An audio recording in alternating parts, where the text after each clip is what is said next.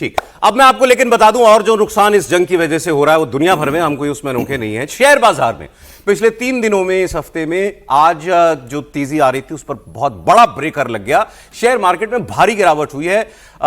इसकी वजह से निवेशकों को चंद शुरुआती घंटों में ही 8.4 लाख करोड़ रुपए का नुकसान हो गया है। कारोबार के दौरान सेंसेक्स 1953 अंक नीचे आ गया, क्रैश हो गया, 2.5% का क्रैश है।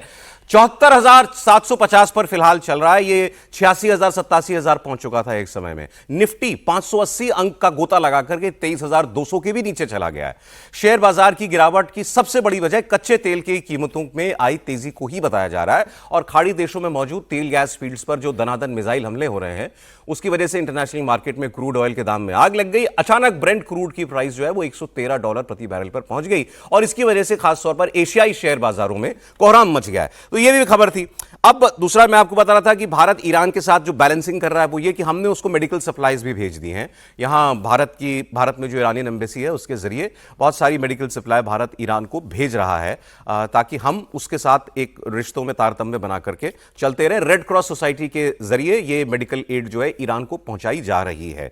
तो ये ह्यूमैनिटेरियन काम भारत वैसे भी करता आया, आज की परिस्थितियों में और ज्यादा जरूरी इसलिए है कि हां, हम ईरान के साथ एक वर्किंग रिलेशनशिप बना करके रखना चाहते हैं। तो ये उसकी बात थी। अब आते हैं, मैं आपको जो कह रहा था कि भारत में जी आज दूसरा भी था। हाँ, जो part time chairman HDFC bank के थे, वो तो बड़ा अतनु चक्रवर्ती, उन्होंने रेजिग्नेशन दे दिया, और उसकी वजह से भी ये टूटा है एचडीएफसी बैंक का शेयर। बैंक निफ्टी पूरी तरह से टूट गया है। हालांकि अब आरबीआई ने और जो इंटरिम चेयरमैन बने हैं केकी मिस्त्री, वो कह रहे हैं कि फिलहाल ऐसी कोई नहीं है, और बाद में अतनु ने भी कह दिया कि कोई गड़बड़ नहीं है, वो सिर्फ पता नहीं, लेकिन वैल्यू एथिक्स क्या होती है ये भी जरा समझना पड़ेगा। तो वो भी एक असर, एक वजह वो भी होगी।